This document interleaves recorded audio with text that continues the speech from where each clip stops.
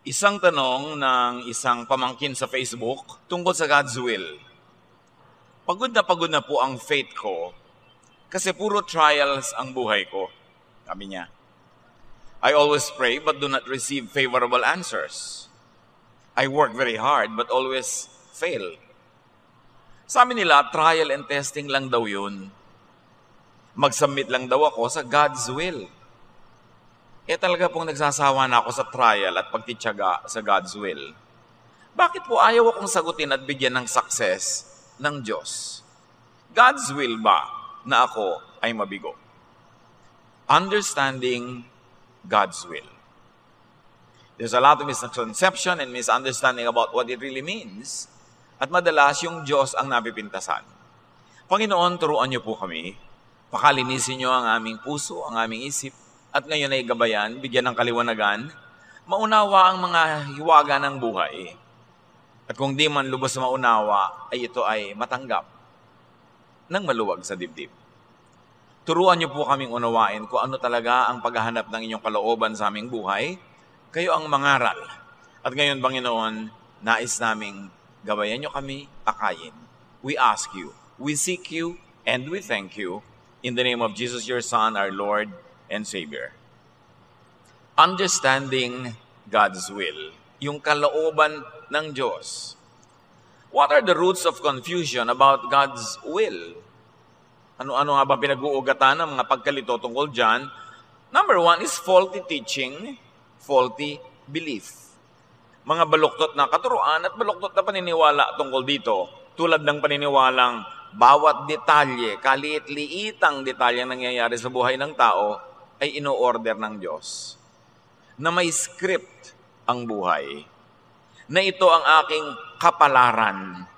At ito'y kailangang mangyari kahit hindi ko gusto. Yes, merong general tendencies ang tao because of our genetic makeup, but the details are up to us. Sinabi sa Bible na itinakda ng Diyos ang magaganap sa ating buhay, pero yun ay isang general na pagtatakda ayon sa paglikha.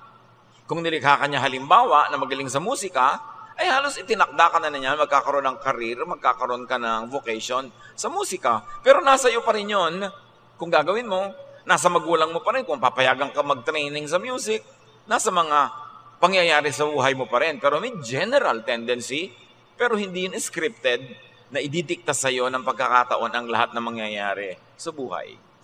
May mga tao na talagang ang pagkakagalikha sa kanilang Diyos, sila ay tahimik, introvert, so parang itinakda na rin na hindi sila magiging PR consultant, hindi sila magiging public speakers, kasi yun ang kanilang talento. Pero yung mga detalye na mangyayari sa buhay nila, hindi yun idinidikta. At because of this faulty teaching that God dictates everything, therefore the things that happen in our lives, in her life, in that particular letter writer, are caused by God.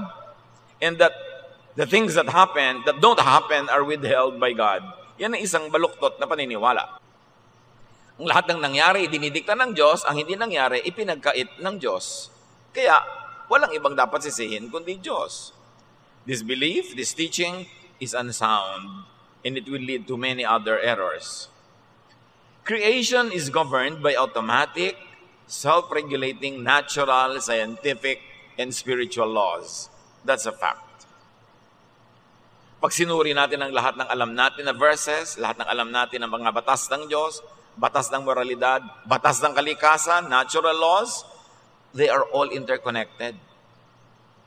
At malalaman mo kung alin yung totoo sa mga yon, yung hindi tutugma doon sa mga kapwa niya, mga batas din. Halimbawa, may batas ang science, may batas ang physics, gravity.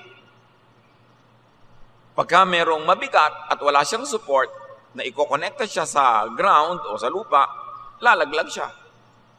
Kahit ka banal, kahit ka matulungin, maka-Diyos, pag nalaglag ka mula sa bubong ng bahay mo, masasaktan ka at pwede kang mamatay. Walang kinalaman doon ng kabanalan mo o pagiging makasalanan. Dahil merong batas ng kalikasan na itinakda na noon pa. At hindi yun sinususpend. Hindi ititigil ng Diyos ang law of gravity dahil merong isang banal na babaeng mahuhulog. Kaya magtataka yung iba, ang banal-banal po ng nanay ko, madadasalin, matulungin. Bakit po siya namatay sa pagkakahulog niya? Anak, law of gravity. Diyos din ang may gawa ng law na yon. Kung ayaw ng nanay mong mahulog, di siya dapat umakyat. Di siya dapat nadulas, dapat inakay mo, dapat hindi siya nang gilid-gilid. Dapat nasa safe place siya kasi hindi siya iniligtas ng kabanalan niya mula sa law of gravity. Kaya may mga misyonaring kinakain ng pating. Dahil alam nga naman pagka-missionary yung nado sa tubig, bilang mawala ng gana, kumain yung pating. Once in a while, there are so-called miracles. Halimbawa, nawala ng gana ang mga leon kay Daniel. Pero exemption yon, hindi yun rule.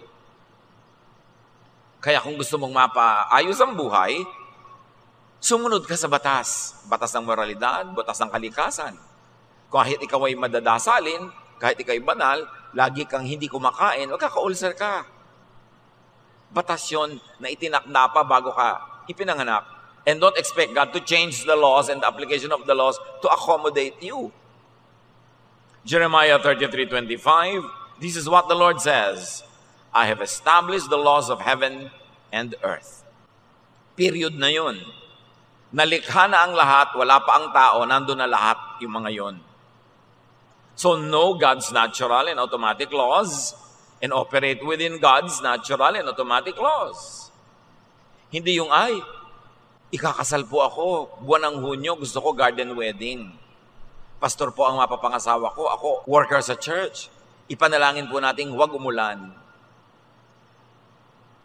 Sasabihin mo sa Diyos, pigilan niya yung ulan. Wala pang tao sa mundo, ulan na ng ulan pagka ganyang panahon, tapos ikakasal ka, pipigilin mong ulan. Ba't hindi ka nalang magpakasal sa ibang araw? Sa ibang panahon? O, huwag na sa garden, sa loob na lang ng may bubong. Para hindi tayo mapagod magdasal, kada dasal na huwag umulan, panahon ng tagulan, kinokontra mo ang Diyos to accommodate your hilig. Maraming ganon. Nagtataka sila, bakit po may mga mananampalataya na nandun sa isang building na sunog, pati sila nasunog? Law of combustion, nandun sila. Hindi ka i-exempt. Yung pag-exempt dyan, yun natin tawag na himala. Tandaan nyo, ang himala, exceptional yon, hindi yon ang karaniwan. What happens to all of us is the result of the interactions of all automatic laws, especially our own actions and the actions of other people. Kung minsan naman, pabaya ka, pero nagkataong mayroong isang matipunong lalaking nandun na sinalo ka mula nung nahulog ka sa building, nagkataong nandun siya at malakas siya, kaya hindi ka rin namatay, hindi ka nadurog, pwede mangyari yon kasi hindi ka nag-iisa sa mundo. Ang ginagawa mo, para kang bola sa billiard table. Babangga ka sa iba, magbabangga-banggaan, lahat yun may interconnection. Hindi pwedeng may exempted na isang bola doon na hindi sa tatabla ng mga banggaan.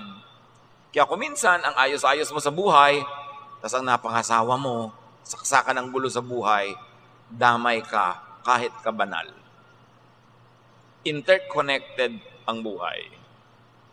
Morality does not suspend the laws of physics. Scientific laws are the purest of all laws. At hindi yung pwedeng palitan kahit ang religious law.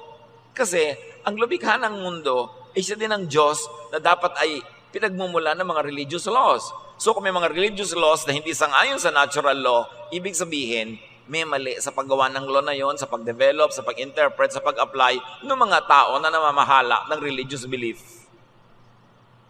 Pero yung ginawa ng Diyos, hindi pwede pakialaman kahit ang relihiyon. Kasi nauna yun bago magkatao.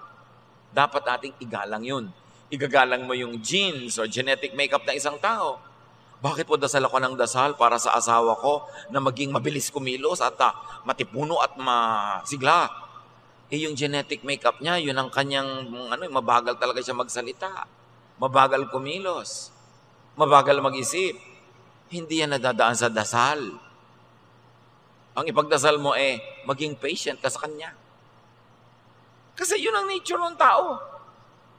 Yung human nature, tapos gusto mong baguhin sa dasal, nababago, nafa-fine-tune. Halimbawa, red, pero gusto mo lang matingkad na red o medyo hindi matingkad na red, pero red pa rin. Hindi pwedeng gawing green yung red.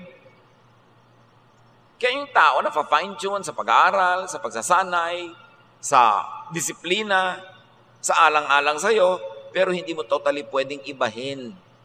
Kasi merong inborn nature ang tao. At sinabi niya sa Psalm 135, You created me when I was still in my mother's womb. Nothing about me is hidden from you when I was made in the secret place. So, Diyos ang gumagawa sa tao. So, pati sa pagpili na magiging career ng tao, magiging vocation, ikagalang mo yung inborn nature. Kung ano talaga ang likas niya, mas magsasaksid siya doon. Ecclesiastes 6:12, for who knows what is good for a person in life? During the few and meaningless days, they pass through like a shadow. Ang totoo, wala naman talaga nakakaunawa ng lubos ng mga hiwagang yan ng buhay. Hindi dapat pinoproblematize kung walang solusyon. Hindi dapat itinatanong kung walang sagot. Kasi mapapagod ka lang. Ecclesiastes 8:6, for there is a proper time and procedure for every matter, though a person may be weighed down by misery. Yan ang batas ng Diyos. Batas ng kalikasan. May tamang panahon at may tamang paraan para sa lahat ng bagay. Tama nga ang paraan mo pero mali ang panahon, hindi pwede. Tama nga ang panahon pero mali ang paraan, hindi rin masyado magtatagumpay. Dapat tama ang panahon, tama ang paraan. Ecclesiastes 8:14, there is something else meaningless that occurs on earth. The righteous who get what the wicked deserve, and the wicked who get what the righteous deserve. Sabi niya, meron pang kabalintunaan sa buhay. Kung sino pa yung masama, yun ang yumayaman. At kung sino pa yung mabuti, hindi siya yumayaman. Pero paminsan-minsan lang yun, hindi yung laging totoo. Kasi alam natin na merong mga mabuti na mayaman at merong mabuting mahirap. Merong masama ang ugali na mayaman, may masama ang ugaling mahirap. So walang kinalaman pala yung kasamaan o kabutihan ng ugali sa pagyaman o paghirap. Maybe it is dependent on your business practices. It is dependent on your work style, timing, pinili mong hanap buhay, timing mo sa pagpasok sa hanap buhay na yon, mga nakapartner mo, ang daming factor para ka maging matagumpay. Hindi lang yun nakaasa sa iyong religiosity. Akala kasi ng iba, kung mo ipinanalangin, kung mo sila ay makadiyos, magsasakdid na sila sa lahat ng gagawin nila. Eh hindi pala marunong mag-accounting, hindi marunong magkwenta. Sobra palang trusting, nakukupitan na ng secretary, ng accountant, ng debit, credit, kupit. Hindi pala marunong ng pamamaraan na iisahan ng kapwa. So sa akala nyo, Lord, di po ba, makakadiyos naman ako, nagtatype po ako, bakit hindi nagtatago pa yung business ko? Hindi lang nadadaan sa ganyan yan, ang daming factor. Yung pwesto mo ng tindahan, nasa tama bang lugar? Yung tinda mo, tama ba sa panahon? Nagtitinda ka ng mga winter coat sa summer sa Pilipinas, eh hindi ka talaga aasenso doon. Magtinda ka na lang ng malamig na kamatsile, baka kumita ka pa. Nasa tamang lugar, tamang panahon, tamang teknik. Hindi lang nadadaan niya sa pagiging religyoso at pinagdasal. Kasi ang pinagdarasal mo is according to God's will also, hindi yung kontra sa God's will. So hindi morality lang ang factor sa fruitfulness. May iba pang laws at work. Natural laws. At hindi masama na alamin at sumunod sa natural law because God is the creator of nature. Therefore, the law of nature is God's own law. Sometimes what happens is not logical or reasonable. From our point of view. Tulad nung akala natin, kung nga ipinagdasal ang biyahe, hindi dapat lumubog ang barko pero lumubog pa rin. Pero from another point of view, reasonable yon. Kasi pala, hindi na maintain yung barko. O ang lakas ng bagyo. O hindi marunong yung kapitan. O binangga sila ng ibang sasakyan. So, may logic kung bakit lumubog. Sabi mo, pinagdasal ko naman, ba't lumubog pa? Kasi hindi lang yun ang mahalagang factor sa buong buhay. Ecclesiastes 9:11, the race is not to the swift, or the battle to the strong, nor does food come to the wise, or wealth to the brilliant, or favor to the learned. But time and chance happen to them all. May isa pa. Pag hindi mo naintindihan ang nangyayari kasi walang logic, sabi na Ecclesiastes, hindi lahat ng mabilis tumakbo ang nananalo sa karera. Hindi laging pumupunta ang pagkain sa mesa ng mga matatalino. Maraming matatalino, gutom. Sabi ko nun, hindi lahat ng pabor ay pupunta sa mga maalam kasi maraming mangmang na biglang umaasenso, nadadaig yung iba. Sabi niya, alam niyo kung bakit? swerte-swerte, malas-malas din minsan. Sabi niya, time and chance happen to all. So pagka wala ka na makikitang paliwanag, ginawa mo na ang lahat, hindi ka pa rin nagtagumpay, malas-malas ka lang ngayon. Subukan mo ulit bukas, baka swerte-swerte ka. Hindi dapat allergic ang mga Kristyano sa words na yan. Galing sa Biblia yan. Time and chance happen to them all. And the other versions say, each of us have our share of bad luck. Nangyayari talaga. Not everything that happens is God's specific will for us. Why? Because we have our own free will. And we operate according to that will. Proverbs 16:9, in their hearts, humans plan their course. Malaki ang ating papel kung bakit tayo naglalakad sa isang daan patungo sa kung saan, sa paraan at bilis na paglalakad natin, may kinalaman tayo doon. And our fellow humans also have their own free will. Often those wills oppose each other and clash. And natural law prevails. The stronger one wins. Ganun talaga. Kahit ka mabait, makikipagpuno ka sa isang hindi mabait na malaki ang muscle, ay talo ka. Kasi natural law, yung malakas, magwawagi. Katulad din ng mga bola sa billiard table, yung malaking bola doon o yung malakas ang andar, yung direksyon niya ang masusunod, pati yung babanggain niya, medyo susunod sa direksyon niya. Hindi siya pwedeng salungatin kasi mas malakas yung dating niya. Natural law, law of physics. Another root of confusion about God's will is mislabeling and calling each failure, frustration, or pain as trial.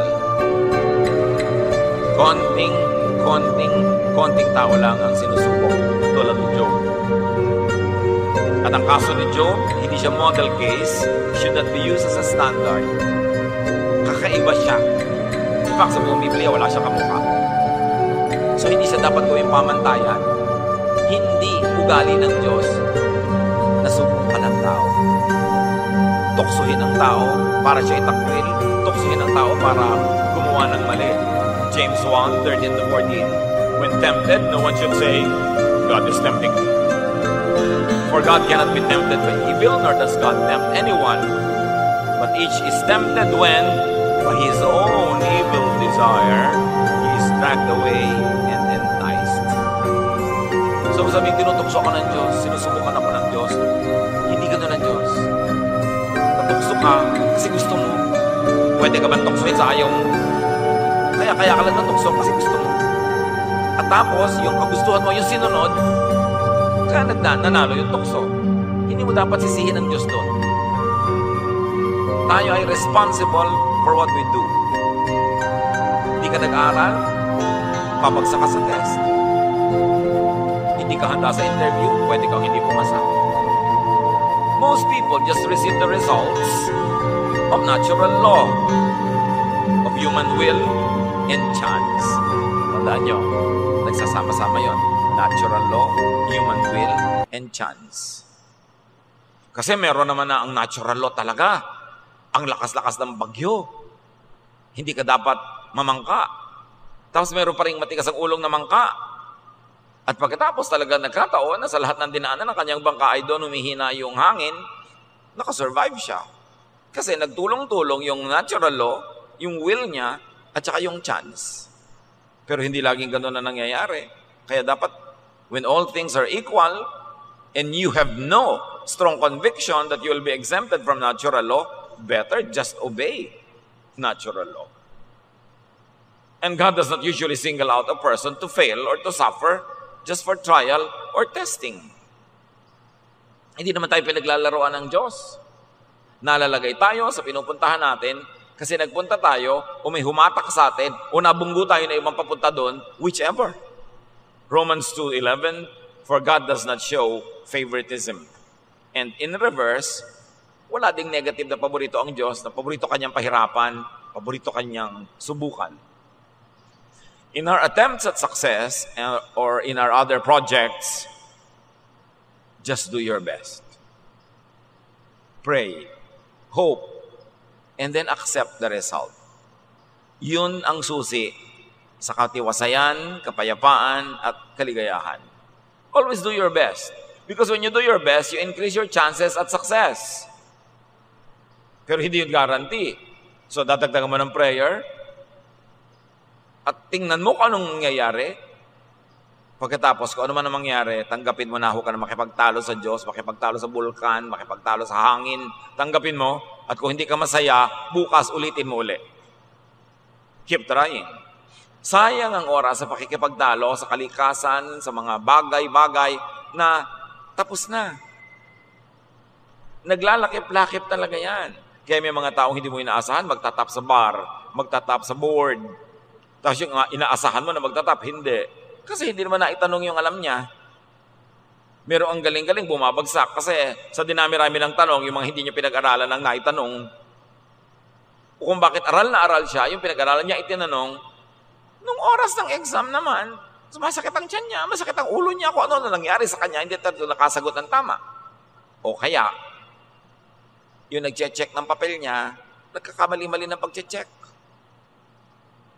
Alam niyo ba na kahit na sa mga medical results, yung mga bumabasa ng mga x-ray, bumabasa ng mga lab test, ang dami-dami na bumabasa, nakapila. Kung minsan, napapatamang humikab siya nung dumaan yung x-ray plate mo. Pwedeng makakita bigla na kung anong sakit yun, wala naman pala, ikaw takot na takot na. So, repeat the test. O pwede yung machine nag-fail. Ang daming factor. Maraming factor na naglalaro sa buhay natin. Kaya dapat subok ka ng subok, ulit ka ng ulit kung ayaw mo nung nakikita mo. Hanggang sumaya ka o kung talagang ayaw niyang pasayahin ka, turuan mo sarili mong tanggapin para ka sumaya. Kasi ba't ka makikipagbuno sa bato? Bakit ka makikipagtalo sa nangyayaring hindi mo naman kayang kontrolin? And we should not blame God for the frustrations of daily life. Galatians 6:7. Do not be deceived. God cannot be mocked. A man reaps what he sows. Inaani ang itinatanim. So ang tanong, bakit po itong ani ko? Yan ang itinanim mo. Aba, hindi ko po itinanim yan. Yan ang itinanim ng asawa mo. Siyempre, damay ka. O yan ang itinanim ng anak mo. Hindi ka naman nagtanim ng gulo sa buhay. Bakit lagi ka nasa presinto? Yung anak mo kasi magulo. Di lagi ka nasa presinto. Kasi damay-damay talaga tayo. Ang creation, isa lang ang tingin ng Diyos sa lahat, hindi individual yan lagi. Damay-damay. Nananahimik ka, nag-ipon ka, nagkaroon ka na maliit na bahay. Yung kapitbahay mo, nagkakandila, nag-inarte, habang naliligo, may kandi-kandila pa, nasunog yung bahay niya, nadamay yung bahay mo. Damay-damay talaga. Sabi, Diyos ko, bakit? Kasi yung bahay mo, hindi bato, nasunog, katabi mo, nasusunog, ganun. May natural answer yun. Hindi mo kailangan magtaka. Sowing could be conscious or unconscious, active or passive. Yung pagtatanim, pwedeng alam na alam mo kung tinatanim mo. Pero yung wala kang kamalay-malay, natataniman na ng iba yung bukid mo, kasali ka rin sa pagtatanim nun kasi hindi ka tumutol. Kasi hindi ka tumanggi. Nanakawan ka. Kasali ka rin sa nagdakaw sa iyong sa bahay kasi hindi mo isinara yung pinto. Kasi hindi mo binantayan. Kaya hindi lang yung magnanakaw may kasalanan doon. May pananagutan ka rin kasi yung bahay mo pwedeng nakawan. Umaalis pa kayo sabay-sabay, nakalagay pa sa Facebook, ang layo-layo namin, nasa malayo kaming probinsya. Di nalaman na ng mga kapitbahay nyo na wala kayo lahat doon. May kinalaman ka rin kahit hindi ikaw ang nagnakaw. Pinayagan mo, consciously or unconsciously, na manakawan ka. Kaya saan ka pumupwesto, sa kalumulugar, anong ginagawa mo, may bunga yun. So sabi mo, hindi ko naman sinasadyang magkakaganyan pala. Oo nga, pero nakapwesto ka na pwedeng magkaganyan. Yung mga nag-aabang halimbawa sa kalsada na yung mukha nila nandun na sa kalsada, pwede kayo mahagip ng bus. At ang dami mga buses, 300 years old na, wala ng preno. Doon ka pa nakakalat, masasagasaan ka talaga. Kaya dapat pag naghihintay kayo sa mga kalsada, kung pwedeng nasa may likod-likod kayo ng poste para meron mang mawala ng preno, sa poste mo na bumangga bago sa inyo. Pwesto-pwesto yan. Yung bahay mo nasa lambak, papaliko pa, ang daming wawala ng preno, nakahiga ka, bigla ka dinaganan ng jeep. Kasi nandun ang bahay mo, sabi mo, Diyos ko, bakit yung po ako ganito? Nagdalangin naman ako. Gravity, velocity, nandiyan ka sa dadaanan talaga. Yung bahay na nakikita yung bahay ko minsan, sinusuot ng mga truck ng ilalim kasi nandun sila sa tumbok. Highway pa naman. So, nasan ka? Pwede talaga may mangyari sa'yo kung sa kalumulugar, pumupwesto. Kain ka ng kain, pwede ka talagang malason. Kaya kung hindi mo alam, hayaan mo muna ibang kumain. Pag bumula bibig nila, ay, mamaya na hindi ako kakain. Ikaw agad ang unang-unang kakain doon. Siyempre, ikaw ang experiment. Maraming ganun. Yung mga naglalakad ka ng gabi-gabi, pwede ka talagang makidnap, pwede kang marip. So, nasan ka? Bakit ka nandyan? Pwede mo bang iwasan? Pwede mo bang ibahin ang mga sitwasyon para ma-improve yun sa chances mo of being safe? Pero hindi itatakda ng Diyos na bukas, ipaparate kita. Bukas, bibiguin kita. Lagi tayong may pananagutan. God will not actively frustrate anyone just for trial's sake. But indeed, frustrations would become like trials and tests of our faith. Pwedeng magmukhang ganon. Kaya sa Psalm 22, 1-2, ang panaghoy nitong umaawit, my God, why have you forsaken me? Hindi siya pinaforsake ng Diyos. Guni-guni lang niya yun. Ideya niya yun. Hindi naman na maalis ang Diyos. God is everywhere. So paano kayo iiwan? Why are you so far from saving me? So far from the words of my groaning? Oh my God, I cry out by day, but you do not answer. By night, and I am not silent. Sabi niyo, God, I cry and you don't answer. Sabi, nag-answer na ako, no. Ano palagi mo? Hindi ako sumasagot, kaya lang gusto mo lang madinig na answer, yes eh. Ang layo-layo mo, O Lord. Laging ganoon, merong, Tito, para po ang layo sa akin ng Diyos. Pastor, para po ang layo ng Diyos. Teka. Baka naman ikaw malayo sa Diyos. Nagpe-pray ka ba? Hindi po. Umattend ka ba ng Bible study? Hindi po. Gumagawa ka ba ng mabuti? Hindi po. Nag-church ka ba? Hindi po.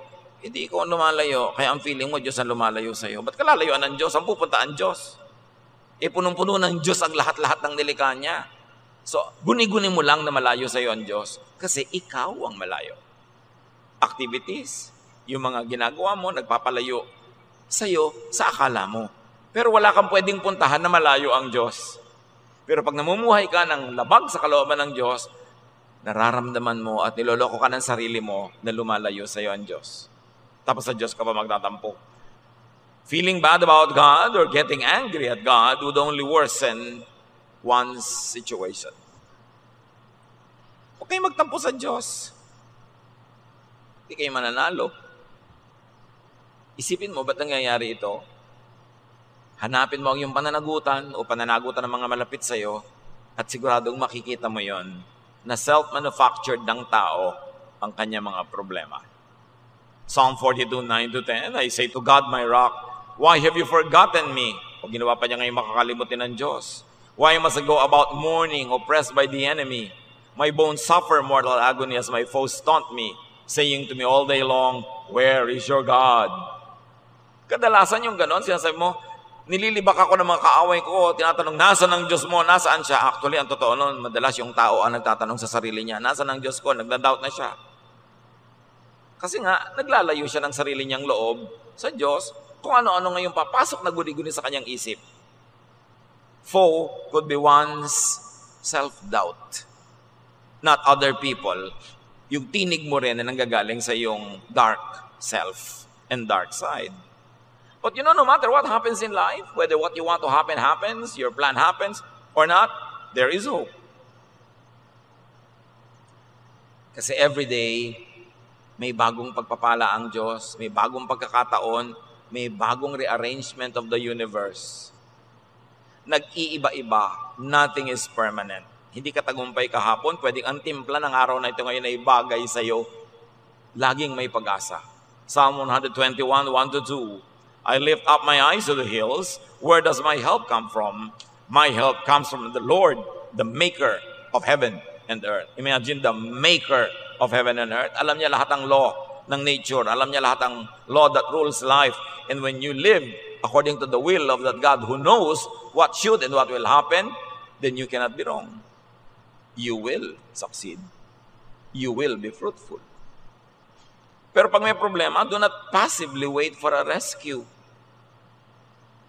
Kaya si Karl Marx, sabi niya, yung relihiyon, pambangag lang yan sa mga tao. Religion is the opium of the people. Kasi maraming tao, pag naging relihiyoso, nagiging tamad. Naghihintay na lang ng himala. Naghihintay na Diyos ang gumawa para sa kanila. No. You want rescue from God? Look at yourself. Look at what you have. Look at your talent. Look at your energies. Look at the people you have, your connections, and get rescue from those elements. Huwag mo antayong bumaba mga anghel sa langit at buhatin ka. Kasi lahat ng kailangan mo rin for your rescue, nandyan na. Kailangan lang ma-master mo ang paggamit. Available. Plan and execute a self-rescue operating within God's laws. Yung babaeng namatay ang asawa, tapos yung mga pinagkakautangan nila, kukunin yung mga anak niyang bata, pambayad sa utang, nagpunta siya sa prophet. Sabi niya, ano pong gagawin ko? Yung asawa ko, natauhan niyo na namatay, may iniwang utang. Ito, mga anak ko, pambayad na sa utang, kinukuha na ng pinagkakautangan namin. Actually, humihingi siya ng tulong sa prophet. Sabi ng prophet, what do you have at home? Yun ang tinanong, what do you have? Konting langis po. O bueno, manghirap ka ng maraming lalagyan, isalin mo ng isalin yung langis na yan. At ganun nga nangyari. Marami pala siyang property, marami siyang ari-arian. Isa na doon yung langis, kahit konti lang. Tapos yung PR niya sa mga neighbor, nakapanghiram siya ng mga lalagyan. May anak pa siyang pwedeng utusan, tumulong sa kanya. So, what do you have at home? I have a little oil, I have neighbors, I have my sons, I have my energy. So yun ang ginamit para siya magkaroon ng maraming surplus oil. Naibenta niya, nakapagbayad siya sa utang, at may sobra pa. Laging ganun mga kapatid, may problema kayo, what do you have? Meron ako kailangan bayaran, lagi agad, ay, may pera kaya si ate, may pera kaya si kuya, ikaw, what do you have? Pwede ka maglaba para sa iba, pwede ka maghugas ng kotse, mga sukan, what do you have? Ang solusyon sa problema muna, bago mo yung iba, ikaw, anong meron ka na bigay ng Diyos? Para masolve mo yan, hindi lagi kang naasa. At ang problema sa mga sobrang religyoso, sobrang palasa sa langit. Kaya importante, kung kasabihan na nasa Diyos ang nawa, nasa tao ang gawa, napakatotoo nun. Kailangan gumawa ka. Kasi binigyan ka ng Diyos ng kakayahan gumawa. Di ba lang sobrang tanda, sobrang bata, o sobrang may sakit? Yun ang nangangailangan ng tulong. God's will seems to be everything permissible to happen within the life systems God designed, including inputs from nature and other living beings. Pag sinuri natin ang mga katuruan sa Biblia, natural law at yung tunay na pag-observe ng buhay, lumalabas ang tunay na kalooban ng Diyos ay yung pinapayagan niya mangyari sa pagbubungguan ng mga bola sa billiard table, sa pakikipagtalastasan ng kalikasan, ng panahon, ng tao, ng mga kapwa-tao, ng mga hayop sa paligid. Yung nagaganap doon, ibig sabihin, God's will. What is God's will? The design of His creature that is comprised of capacities, gifts, tendencies, natural desires even, and reactions due to genetic dictation. God's will yun. Ganito siya pinanganak. Ang tatay niya, ganito siya pinag-aaral. Ang hilig niya, ganito. May mga tumulong sa kanya. Yan ang nangyari. Ibig sabihin God's will. Kasi lahat ng pinagkagalingan ng energy is within the creation of God. God's will seems to be whatever could be achieved employing human personal will within what God created and allows as choices. So God's will ba na magkaroon ng aeroplanong lumilipad? Yes! Kasi nakasulat na sa law of nature, the law of buoyancy, the law of speed. Bakit ba lumilipad ang aeroplano? Sa speed. Tapos pag inanggel niya yung pakpak, dahil mabilis ang takbo, tataas. Bababa yung aeroplano pagka inanggel uli yung pakpak. Kasi may law. Na-discover ng mga scientists dyan. Kaya, science is God's prophet. Ang mga scientists are God's prophets. Kasi nadidiscover nila yung utak ng Diyos, yung design ng Diyos. Bakit ang saka sa pili, pag hinulog mo sa isang palangga ng tubig, lumulubog, pero pagkalaki-laki ng barko, lumulutang sa dagat. Law of buoyancy. The displacement of water by the weight of the thing that is displacing it, whichever is greater, will determine kung lulubog o lulutang ang barko. At siyempre, shape. Kung yung barko mo, butas, papasukin ng tubig, lulubog. Law of nature. Halos lahat ng nadidiscover, nandun na dati yung laws na yun. Nakita lang nung nakakita, nung discoverer, nung designer, nung scientist, yung walang bago sa mundo. Sabi sa Ecclesiastes, there is nothing new under the sun. Everything is, was, and will be, and everything just keeps recycling. Bakit nakarating ang Apollo 11 sa buwan. Biro mo, umiikot ang mundo, aandar yung spacecraft, pupunta sa buwan na lumalakad din. Paano sila magtatagpo? Kung nandito ngayon yung buwan, nandito yung Earth, gusto mo maglanding sa buwan, doon ka pumunta dahil pagdating mo doon, nandun yung buwan. Na-compute nila, nakaland sila. Law of God yon, hindi yun kontra sa Diyos. Kasi God designed the heavenly bodies. Consistent ang speed ng pag-andar ng mga heavenly bodies in space, pati pag-rotate. Kaya pwede mong iplano. Kaya dapat nagpaplano ang tao. Maraming alam ang tao. Yung hindi marunong magluto, anong gagawin niya sa bawang, sibuyas, kamatis? Lululunin niya lahat.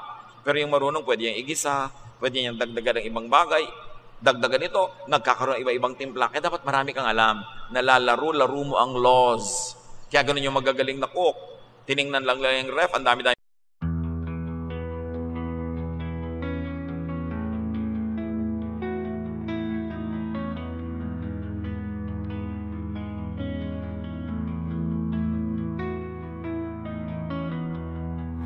You said forever, but forever's come and gone. Left me with just a shadow where our love once shone. I tried to hold on tight, but you were already gone, leaving me to pick up the pieces of the love that's turned to stone. All the signs are deafening in the space you left behind. I'm searching for a reason, but it's hard to find. In the embers of our love, I'm left